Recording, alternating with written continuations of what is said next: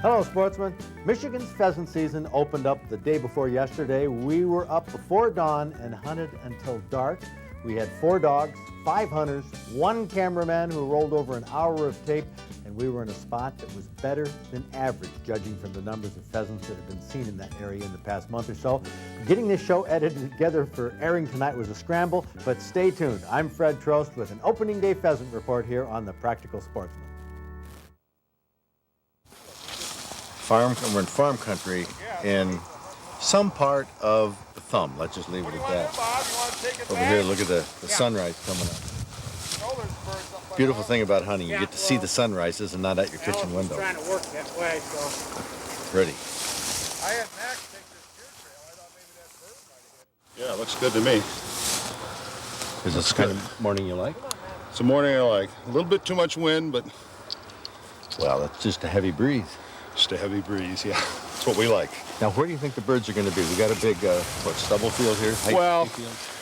most likely there was quite a few broods in this area this year that could be anywhere, but I think basically the way that most of our shooting as we get towards the end of the field.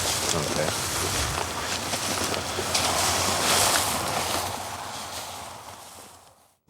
We got right here what's called a form. It's where the pheasants, you can see where they'll sit in here and roost for the night. I don't know why it gets all matted down. Maybe just their bodies in there kills the grass or something, but it's all matted down. And the more forms you see, then you know there's more pheasants in here and roosting. So we've kicked 3 out so far.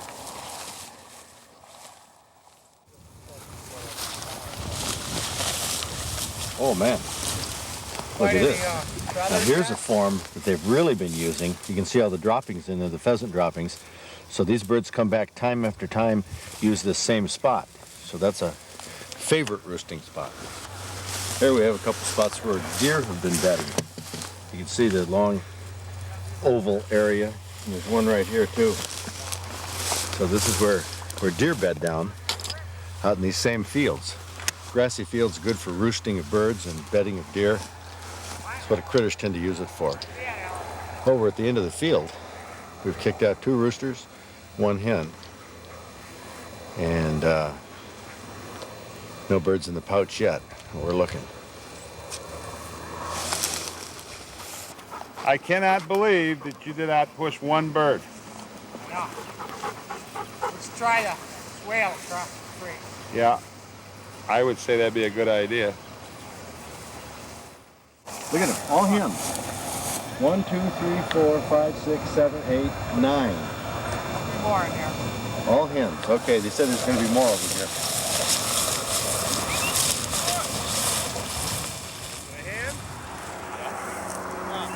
That's 16 birds out of this field. Yeah, well, let's work along this edge over here. Yeah, watch it. In this field, Yeah. the idea is this is Come where back, they roost yeah. at night. So, just Go at ahead. daybreak Yeah, here, no. they'll be heading to the fields. Come on, Max. Yeah. Get over come. here. This is called Come on, talking Max. to your dog. Come on, get in here. Max, come. Max is 9 go. years old. Come on, go. Come, Max. Has a broken Come on. leg, or a gimp leg anyway. Over here. Mainly Come, runs buddy. on 3 legs, very energetic, but goes where he wants to go. There he is. Atta boy. Oh, well, when he was a year old, the wife was broadsided by another vehicle, and he got thrown out the window, and he has a severed nerve that controls that front leg. Oh, so it isn't his leg that was... No, actually, it's the nerve. It's just the motor control. And he doesn't have it, but he uses it to walk, he uses it to swim, but he can't run with it because he doesn't have full motion. Huh. But he loves to hunt, and I can't tell him no. You mean he's been that way since he's 1 year old? Since he's 1 year 8 old. years? Yep. Well, he really goes. Yeah, he gets around. Alice is a golden retriever. No, Alice was a stray that wandered into our farm. And I was we trying to- called her Alice because we call the farm Wonderland. Because we always wonder where this, that, and the other thing is, and whatnot. And she endeared herself to us and had no idea that she would hunt when she was just a little tiny puppy, and took her out the first year, and this is the result. She's about 7 years old now. Huh. What? And we know her mother was a yellow lab, so I'm sure Daddy was a setter or something. She's just She flushes, points, what? She'll flush if they're running the birds. She'll point if they hold tight for her. Huh. And very little training, just all natural instinct and working with her and enough birds that she can find them and, you know, some habitat to keep the birds available. And that's Alice's story, I guess. Well, now that you have her named Alice in Wonderland, she's a great hunter. Uh-huh. You can't really call her a mutt or a mongrel anymore. Well, why not? I don't know. It seems like not Alice in Wonderland. Come on. Must have some glorified name. I guess, how about I know.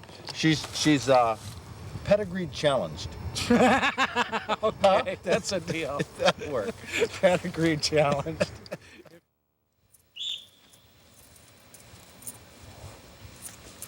We got 3 dogs working the ditch here, Nelson. We have Mark's pointer, and we have Bob's flushing dog, and you're U2, reconnaissance. He's trying to locate him for you guys so you guys can get him within shooting range. I never saw a dog work a whole section before. He just told you there wasn't nothing there. He saved us a lot of steps. Yes, I tell you. Well, how old is that dog? 4. Months? No, years. What? Has he ever been out? You ever let him out before? We give him a lot of Prozac, but doesn't seem to be working. Jeez, oh Pete, that thing is flying. Yep. We might slow him down by this afternoon. Oh, it's something else.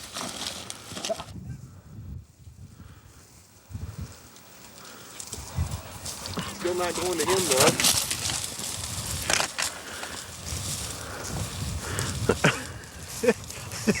That dog, that is the ever-ready pointer. Boom, boom, boom. Oh, look, stop. Stop. So you got a shot collar on today, Mark? No, it's just the training collar. So The shot collar. It's a dummy collar, they call it. Just lets him think there's one on there. What? How do you get him to you? What do you say? What, you yup or something like that? Yep. Yep. And what does that mean? Yep. That just means to change directions. If I'm turning around, I'm going the other way. Or as you see, we're working a small piece of beans there. You get out to the edge, I just give that yep, and he knows to turn and come back, and I can keep him close and work a small area like that. Well, you know, he works real close. I mean, back and forth compared to, well, the pointer. Yeah. The pointer's in orbit. He was way out there. Your English pointers are a harder driving, more independent dog. And he also, as I said, I was working him. That's what you heard. I kept working him, hacking on him, keeping him close. And as you see, when we got to the end of that field, the other end was better cover, and we ran out of cover. He started going across to cover it, and I let him go. And he covered that. So he will range when you want him to. But if you want to shut him down and bring him in, you can do that too. But I mean, you've had really good control over him. I mean, phenomenal.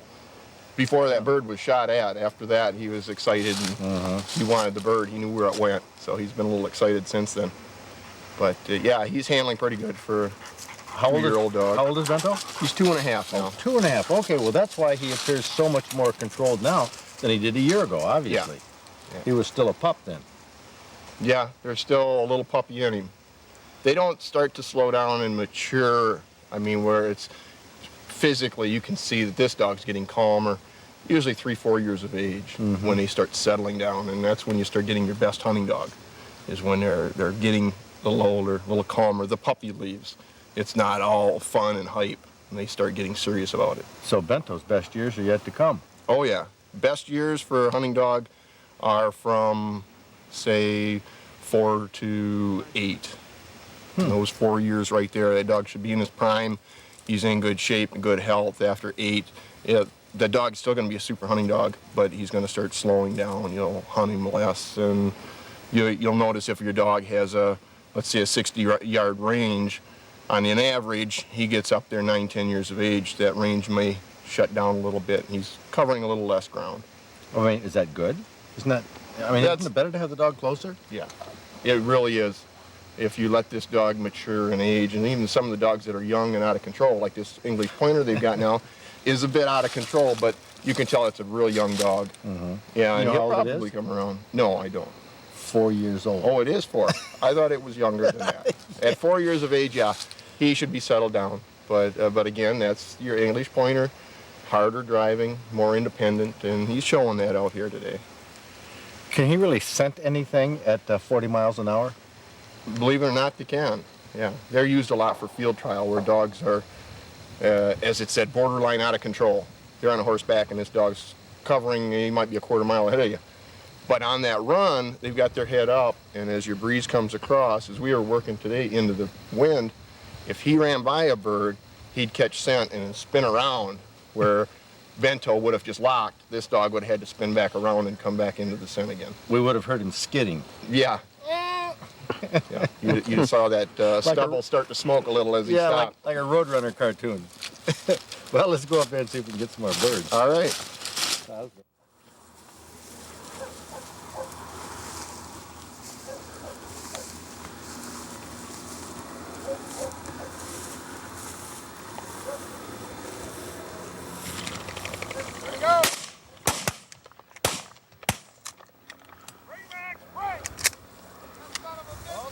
Yep, fetch up. Bento. Give. Okay, good boy. Good boy, Bento. Good boy. Hold it up, Mark. That's all right. Nice rooster, young rooster.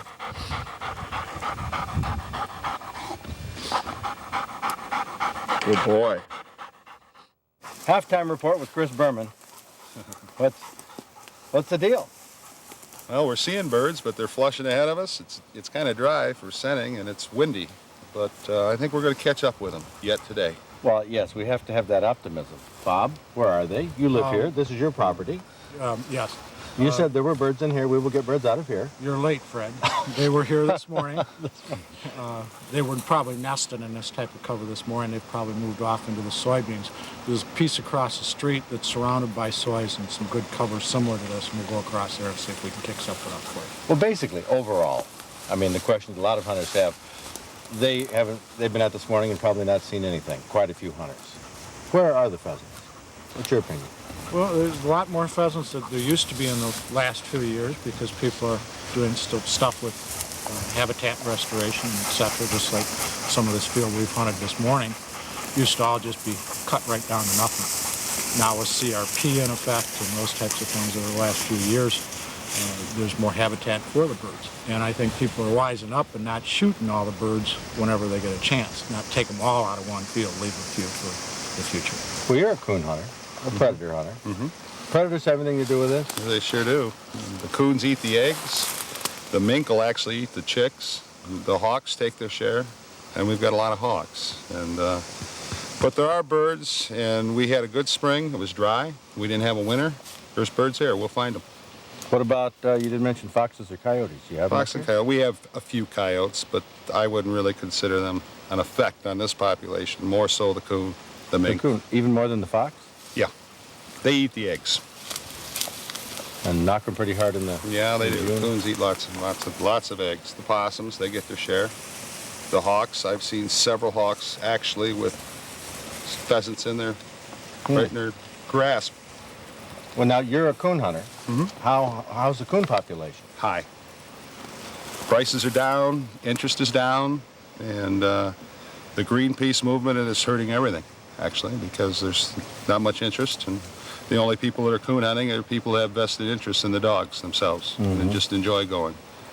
It's not like the old days when they're $40 and $50 a piece, and everybody and their grandmother was out with a dog. Not necessarily a coon dog, but a dog looking for coon. But not anymore. So we're hunting the pheasants that the coons haven't gotten. Yep. Leftovers. Leftover pheasants. Oh, here we go. There's a hen. There's another hen. There's two hens right there. Oh, they're swinging back. Okay, that's the strategy here. What we have here, you can see this. This is a bean field. These here are soybeans right here. And these soybeans, of course, the farmer's going to harvest. So you don't really hunt the soybeans. Whoops, that's a hawk, a marsh hawk. That's what that is. Well, as I was saying, The soybeans here, I guess the birds do eat some soybeans, but there's a grassy patch right in here. It's about 3 acres, and the farmer leaves this for the birds. There goes another one. That's a rooster there. And that rooster, now there's a hen, another hen that's flying right into there. There's another rooster. I think we better go down here a little way. They seem to be flying this way. Oh, there we go. Here they come. Here they come. Now, it should have been down there. Oh, come on.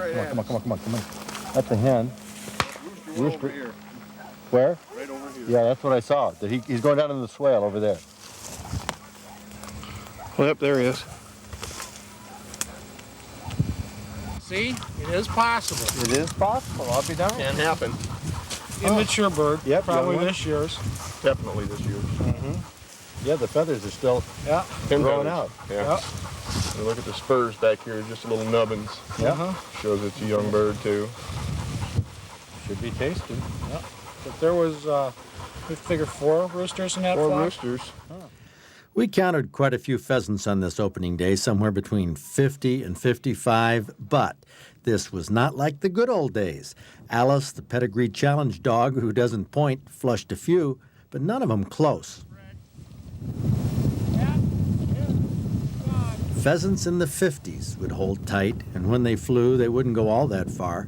But look at the pheasants of today. They flush at a distance, they fly high, and fly a long ways to new cover. We only flushed a few pheasants close, but none of them flushed near our feet like they used to do. In the old days, you could hunt pheasants without a dog, and the birds would hold tight. Today, you can try any strategy you wish, and we tried them all on opening day. But flushing a pheasant close enough to shoot has become a rarity. So you tend to shoot birds that are out of range or close to being out of range. We walked all kinds of cover. In the afternoon, we walked cornfields that were not cleaned with chemicals. If the roosters were in thick cover, we couldn't flush them, even with dogs. We flushed only one from the corn, and that's where we expected to find them during the day. Oh! Nelson Hurst got the only rooster from the corn and the only rooster that was more than 4 months old. 5 hunters, 4 dogs, 4 roosters.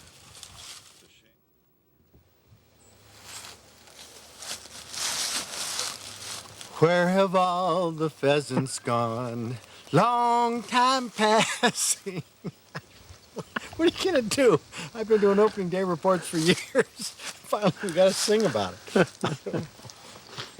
Well, we saw a lot of birds at a distance. But for 5 hunters, 4 dogs, and all day in prime cover, it wasn't anything like it used to be. Now, with any luck, next week I'm also going to bring you, and when I say any luck, it means if there's time on the show, which I hope there will be, I'm going to bring you our bow camp experience from last weekend, show you how I filled my tag. We got some incredible footage. I don't have a lot of time on each week's show. Lately, I can't seem to get everything in that I plan to. I'm trying to inform you about critical outdoor issues that you don't learn about, when you read the news. And I'm trying to bring you outdoor experiences at the same time. It's a big juggling act, but I'm doing the best I can. And I'm trying to bring you the kind of show that I think sportsmen need, even when this information isn't pleasant. And I tell you, some of this is not going to be pleasant, my friends. It is necessary if we want to protect the future of hunting and fishing in this state, because all is not well in the outdoor world. I believe we need to identify the most serious outdoor problems. We need to work towards correcting them. That's what I'm trying to do on this show, spend part of my time doing that. For all of you who have been writing me, faxing me, calling me, emailing me, telling me that you don't like that stuff, that it's boring, that you don't care, well, all I can say is watch another show. I have to put on this show what I think is right, what I think sportsmen need to address, and right now, the right thing to put on this program is the guide report. So, it's going to be chilly. Bundle up. The winds of winter are here, but you get outdoors. It's a great place to be. See you next week. This rack is an 11-point buck. This brow tine there, I think that baby's 10 inches long. A big buck from Genesee County that Dennis Galt from Flint got with his Jennings bow. Unusual mount, the way that the head is turned down like that. But Dennis told me something when he came here. He looked at all the racks that you people had up here, and he said, I thought you're supposed to put these on a board. You know, he says, and that a lot of hunters don't. The board is something that they always used back in the 50s and that. But you said you wanted to have this on a board so you could put the feet on there. So we could hold the arrow and the bow that killed him. Very good. Well, that's quite a mount. What was this buck doing? Was it making a face like that when you got it? No, actually, my girlfriend called me at work at 7:30 in the morning to tell me this thing was there. Oh, that's handy. I didn't get out of work until like 5 o'clock. When I got there, he wasn't in my yard anymore. I was talking to her on the phone. I look out the kitchen window, and he would come back across the yard, and the does were chasing him, actually. They were kind of nudging him in the butt type of thing. That's got to be an interesting story. So I got my stuff together and went outside. He was at the end of the property and draw back one shot. Well, now, how do you get that close to a buck like that with does around, coming out of the house? I mean, were you sneaking along the ground, or what were you doing? No, I just walked out. He was walking with his nose in the cloud, basically, with his head tilted right back, and the does were following him. Wow. That's when they're preoccupied at this time of year in the rut. That's what that's all about. Well, that's not. You ever got a buck of any size like this before? No, not even close. There is one. 2 weeks later, we seen one bigger than this one in the same scenario. This one had about 8 does with him, though, and doing the same thing. They was nudging him in the butt. But that one was at 3 o'clock in the morning, so we couldn't hunt him. But we watched him for a long time out of the kitchen window. You get much sleep? Not really, no. 3 o'clock in the morning. I mean, your girlfriend tipped you off on this one. Yeah, she called me at work, let me know he was there. He stayed there all day in the yard. Still going with her? Oh, yeah, we live together, so.